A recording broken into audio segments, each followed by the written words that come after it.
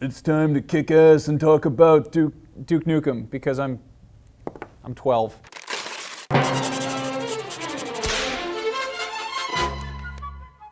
Hey gang, welcome back to another episode of Max Scoville's Study Hall. I'm your host, Max Scoville, and if you're unfamiliar, Study Hall is the show where I take a video game or a particular topic related to video games and then recommend a bunch of other pop culture media that incorporates similar themes. It's pretty simple, right? It's Study Hall. This week, I'm apparently trying to get my own show canceled because I've decided we should talk about Duke Nukem. Also, I want to try something a little different in this episode and take a look at the character and really examine where he fits into popular culture. Now, Duke's last appearance was in 2011's Duke Nukem Forever, which is one of those rare games that's actually more famous for the amount of bullshit surrounding its creation than it is as a finished product, and I use the term finished product very lightly. But the game spent 12 years in development, and the fact that it was even released is kind of miraculous. Upon release, Duke Nukem Forever's reception was overwhelmingly negative, and with good reason. The game is pretty repulsive on all fronts, with dated graphics, disappointing gameplay, pretty stale jokes, and a few sequences that are just disturbingly offensive, and not in the fun way. Duke Nukem Forever wouldn't have been a good game under normal circumstances, but after 13 years of anticipation, it really didn't stand a chance. Now, for a lot of younger gamers, I imagine it's probably a bit baffling why anyone cared about Duke Nukem to begin with, or why they'd be willing to wait 12 years for his game. Well, kids, it's time for some ancient history. Duke Nukem's first game was released for PC in 1991. In his debut, Duke was a blonde guy in a neon pink tank top who proudly admitted to watching Oprah and vowed to defeat the evil Dr. Proton, which he apparently did by running around collecting footballs and boom boxes and drinking soda while zapping robots with his ray gun. In Duke Nukem 2, released 2 years later, Duke was presented as a more obvious parody of a Hollywood action hero. His one spoken line in the game was, "I'm back," which is a pretty obvious homage to Terminator, and his redesigned appearance more heavily resembled Arnold Schwarzenegger's character in The Last Action Hero, which was in theaters 6 months before Duke Nukem 2 was released. In Duke Nukem 2, Duke is now a famous hero thanks to his defeat of Dr. Proton, and while he's being interviewed on a talk show, which is very possibly Oprah, he's captured by the evil Rygelatin Emperor. After escaping, Duke proceeds to foil the evil alien plot with his usual method of running around and shooting stuff with a ray gun and drinking soda, except this time he's collecting circuit boards and floppy disks, which I guess makes slightly more sense than footballs and boomboxes. While there might have been a couple nods to action heroes in the first two games, Duke Nukem didn't really feel like a full-fledged character until 1996 when Duke Nukem 3D appeared.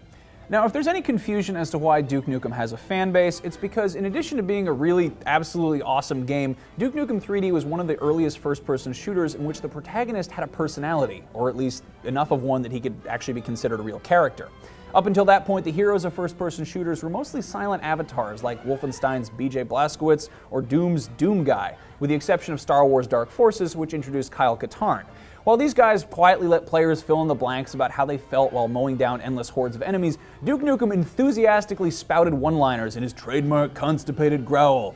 On top of that, Duke 3D traded in its goofy Saturday morning cartoon sensibilities for something much more R-rated, and instead of collecting footballs, drinking soda, and zapping robots with a ray gun, Duke was waving money at strippers, taking steroids, and exploding aliens into piles of guts with pipe bombs, all the while saying bad words like damn and shit, which you've got to understand was basically unheard of back in 1996.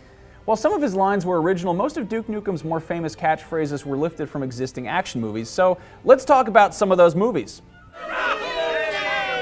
"Hail to the king, baby," "Groovy," and "Come get some" were all originally uttered by Bruce Campbell in Army of Darkness, the third movie in the Evil Dead series, which is a must-watch.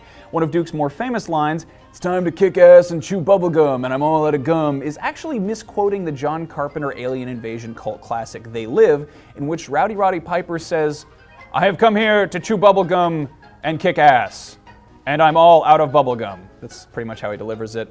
Now, John Carpenter's movies are some of my absolute favorites because they quite frequently feature characters who are so over the top that it's unclear if they're meant to be funny or not. One of my favorite Carpenter movies is Big Trouble in Little China, in which Kurt Russell plays a full-of-himself truck driver named Jack Burton who gets tangled up with a bunch of Chinese black magic and gang warfare. The whole movie he keeps trying to be this badass, but he just keeps screwing up. But it's still shot like an action movie, not a comedy, which I think actually makes it funnier than if it was totally slapstick.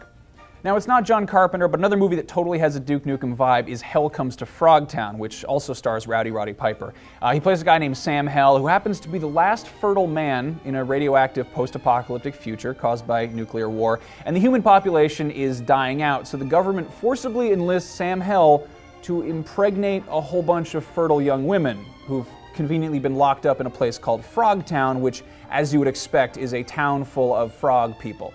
I honestly cannot believe this movie isn't a porno. It's a lot of fun. You should check it out because it's ridiculous. I've thought about it a lot, and I feel what went wrong with Duke Nukem as a character is the people who created him forgot that he's supposed to be sort of a joke. He went from being an over-the-top parody of action movie male power fantasies in Duke Nukem 3D to just sort of a really over-the-top male power fantasy in Duke Nukem Forever, one who tried desperately to come across as this genuinely badass tough guy, all the while spouting references to played-out internet memes or saying stuff that makes him sound like a sociopath. So he's simultaneously trying to be too relatable and at the same time just really not. The way Duke Nukem 3D reinvented itself following Duke Nukem 1 and 2 is part of the reason it was so entertaining. It was a gritty reboot back when that idea was kind of novel. Meanwhile, Duke Nukem Forever spent 12 years trying to recapture that magic and kind of forgot what that magic was somewhere along the way.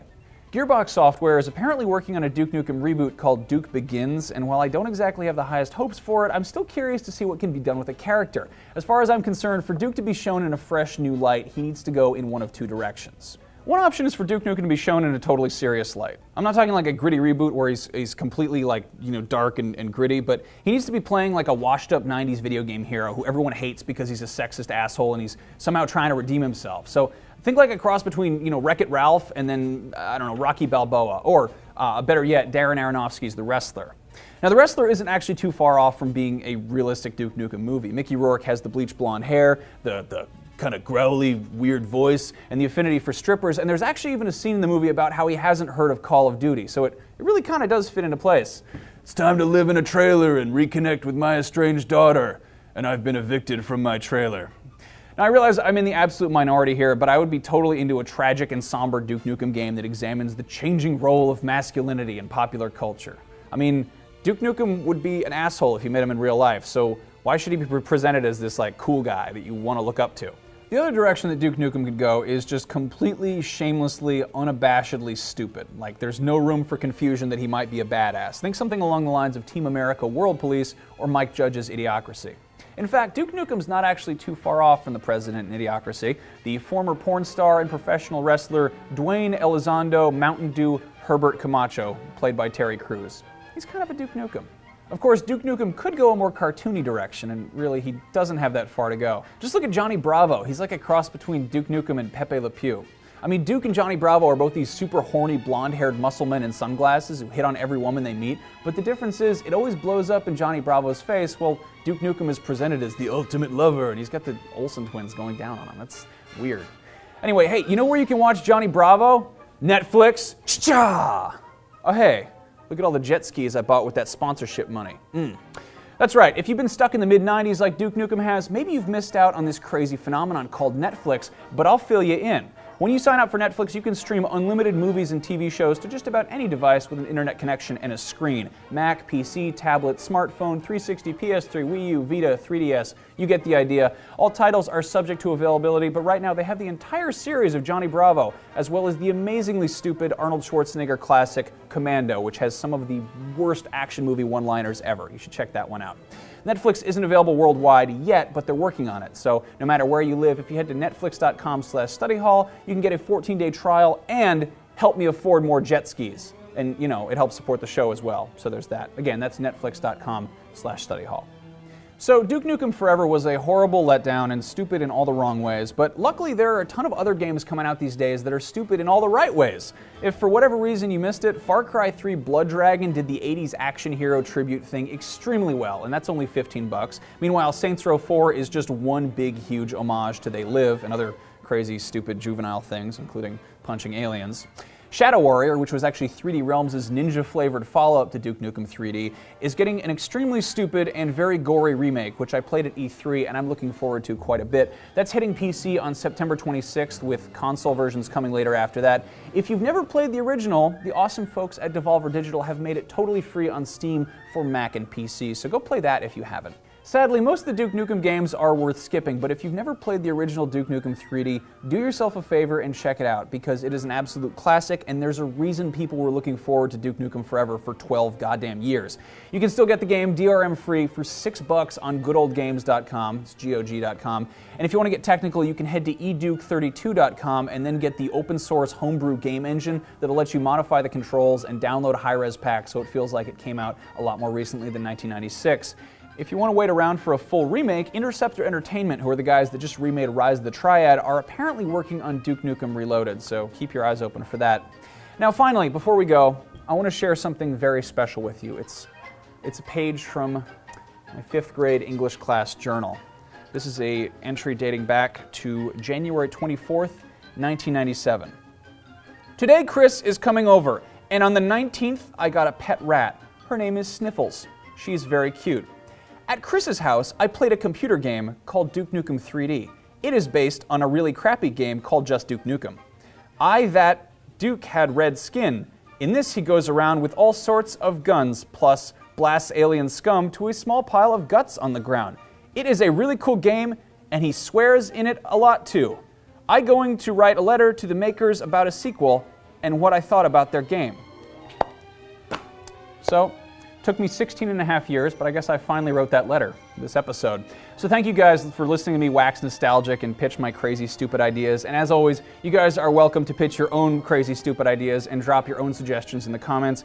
As you might have gathered by today's episode, Study Hall doesn't have to be about new games. So if you got some old classics you want me to talk about, let them rip. This weekend, the whole Rev 3 Games team is going to be up in Seattle for the Penny Arcade Expo, aka PAX. We are having our very own panel on Sunday at 8 p.m. in the Pegasus Theater. And if you see me on the show floor, come say hello. I will tell you what, if you want to know what next week's episode is about, ask me in person and I will tell you, but otherwise, it's a secret. Shh, it's a convention exclusive. Until next time, your face, your ass, what's the difference? I don't have time to play with myself. I've got balls of... Oh, sorry, I'll stop.